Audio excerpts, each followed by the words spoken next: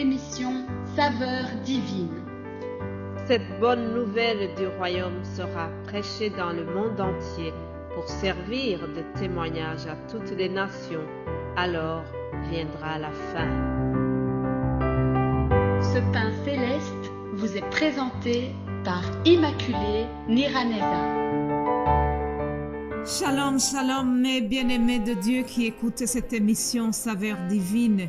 Que la paix de notre Seigneur soit avec vous. Bénissons le Seigneur qui nous fait commencer cette deuxième semaine de juillet. J'espère que vous allez bien là où vous vous trouvez dans les quatre coins du monde. Que la paix de Dieu soit avec vous. Je prie que vraiment, en commençant cette semaine, nous puissions encore une fois rendre grâce à Dieu pour la vie qu'il nous donne. Vous savez, chers amis, aller se coucher, aller se reposer après une longue journée de travail, ça nous paraît comme une logique humaine. Cependant, se réveiller après une longue nuit, se réveiller en bonne santé, ça c'est vraiment un miracle de Dieu. Il y en a qui vont dormir et qui n'arrivent pas à se réveiller.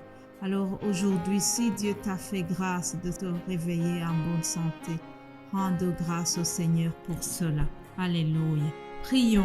Père, nous te rendons grâce pour la vie que tu nous donnes aujourd'hui. Je te remercie, Seigneur, pour ta protection. Je te remercie parce que tu nous as gardés durant la semaine passée et nous commençons une nouvelle semaine, Seigneur. Nous voulons t'inviter dans notre vie. Viens nous conduire dans toutes les activités que nous allons faire. Seigneur, viens au contrôle de toutes choses. Que la paix de Dieu puisse guider nos pensées. Que le Seigneur nous remplisse de joie dans tout ce que nous faisons, Seigneur. J'appelle la protection divine sur nos vies, sur nos peuples, sur nos pays, sur nos enfants, Seigneur. Viens vraiment, sois au contrôle de toutes choses. C'est au nom de Jésus-Christ que j'ai prié. Amen. Bienvenue donc à vous tous qui écoutez cette émission. Je voudrais commencer notre semaine avec cette parole très courte que nous trouvons dans Philippiens 4, 5 à 7. Philippiens 4, 5 à 7. Il est écrit: que votre douceur soit connue de tous les hommes. Le Seigneur est proche. Ne vous inquiétez de rien, mais en toutes choses, faites connaître vos besoins à Dieu par des prières et des supplications avec des actions de grâce. Alléluia. Et la paix de Dieu, qui surpasse toute intelligence, gardera vos cœurs et vos pensées en Jésus-Christ.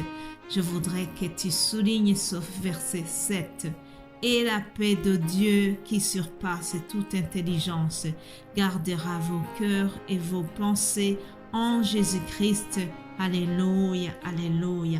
En commençant la semaine, Dieu veut semer encore la paix dans nos cœurs. Dieu veut encore une fois verser une dose de paix dans nos cœurs. Pourquoi? Parce que, vous savez, dans ce monde, il y a beaucoup de choses qui viennent pour nous voler la paix. Or, ce que Jésus souhaite, c'est que la paix de Dieu reste dans nos cœurs. Le désir le plus profond de Jésus, c'est que tu vives en paix. Je me rappelle quand Jésus était ressuscité et qu'il vient se montrer aux apôtres là où ils étaient réunis. Il entre là-bas et première chose qu'il leur a dit, il a dit que la paix soit avec vous. Alléluia. Il savait que ses amis ont été troublés par les événements qui l'ont conduit jusqu'à la croix, puis dans le tombeau. Alors, une fois ressuscité, il est venu et la première chose qu'il a souhaité à ses apôtres, c'est la paix de Dieu. Alléluia. Ce matin aussi, le Saint-Esprit vient pour nous souhaiter la paix. Le Saint-Esprit sait que vous êtes troublés. Il y en a qui sont troublés par des mauvaises nouvelles qu'ils ont reçues. Il y en a qui sont troublés par le fait d'avoir perdu un être cher. Il y en a qui sont troublés par l'incertitude de l'avenir. Il y en a qui sont troublés par l'abandon. Il y en a qui sont troublés par la perte d'un travail. Il y a beaucoup de choses dans ce monde qui peuvent nous voler la paix. Cependant, aujourd'hui, le Saint-Esprit, le consolateur que Jésus-Christ nous a envoyé avant de partir, il a dit, je ne vous laisse pas tout seul. Je vous enverrai le Saint-Esprit. C'est lui qui vous consolera, c'est lui qui vous dirigera en tout.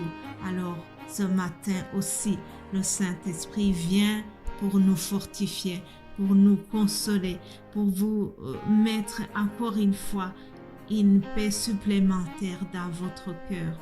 Vraiment, en commençant la semaine, sache que Dieu va te donner la paix. Dieu vient pour te dire que la paix qui surpasse toute intelligence soit dans tes murs, soit dans ta maison, que la paix qui surpasse toute intelligence soit dans ton lieu de travail. Alléluia. Que la paix de Dieu règne dans ton cœur. Alléluia. Ça, c'était donc une introduction pour vous souhaiter une bonne semaine. Et Jésus a voulu vraiment nous redonner la paix parce qu'il y a beaucoup de choses qui viennent troubler nos cœurs. Alors, mes frères et sœurs, recevez la paix de notre Seigneur, une paix inébranlable. Alléluia. Après cette introduction, je voudrais souhaiter vraiment la bienvenue à ceux qui écoutent cette émission pour la première fois. Vous êtes les bienvenus dans la parole de Dieu. Vous êtes les bienvenus à l'étude de la parole, puisque c'est ça notre but. Nous avons compris que la parole de Dieu, c'est notre pain quotidien. Nous en avons besoin comme nous mangeons la nourriture pour prendre soin de nos corps. Autant nous avons besoin de cela physiquement, nous avons besoin aussi de nous nourrir spirituellement. Vraiment, que nous soyons nourris spirituellement chaque matin en allant au travail, en prenant notre petit déjeuner. Ça, c'est aussi un petit déjeuner céleste que le ciel t'envoie chaque matin. Alléluia. Et la bonne nouvelle, c'est que c'est gratuit. C'est gratuit. Tout est grâce. Alors, avant de terminer, je vous donne le thème qui va nous conduire durant cette semaine. Nous trouvons cela dans 2 Timothée 3. C'est le premier verset. Ce sont les paroles que l'apôtre Paul adresse à son ami, son jeune fils Timothée, son fils dans l'esprit, bien sûr. Alors, il lui fait cette remarque. Il dit, sache que dans les derniers jours, il y aura des temps difficiles. Au verset 2, il donne toute une série de choses qui vont arriver dans les derniers jours, mais je ne vais pas rentrer dans ce 2e verset puisque ça fera l'objet de la semaine qui arrive. Sachez que nous allons voir les signes qui caractérisent les derniers jours. Paul dira à Timothée, sache que dans les derniers jours, il y aura des temps difficiles. Oui, c'est la vérité, chers amis. Nous sommes dans les derniers jours. Nous sommes dans les temps difficiles. Mais que cela ne vous trouble pas. Que la paix de Dieu qui surpasse toute intelligence reste dans vos cœurs. Parce que Jésus est avec nous, il nous l'a promis. Je serai avec vous jusqu'au dernier jour. Alléluia. Que la paix de Dieu vraiment reste dans nos cœurs. Nous allons prier avant de terminer. Père Céleste, je te remercie. Merci pour ce nouveau jour que tu nous as créé. Je prie pour ton peuple. Je prie pour ceux qui sont malades, qu'ils soient guéris au nom de Jésus-Christ. Je prie pour mes frères et sœurs qui ont des cœurs brisés, que tu viennes les restaurer au nom de Jésus-Christ. Que le Saint-Esprit consolateur vienne fortifier chacun de nous là où il est, Seigneur. Que tu puisses vraiment rester au contrôle de nos vies. Au nom de Jésus-Christ, j'ai prié. Amen. Amen.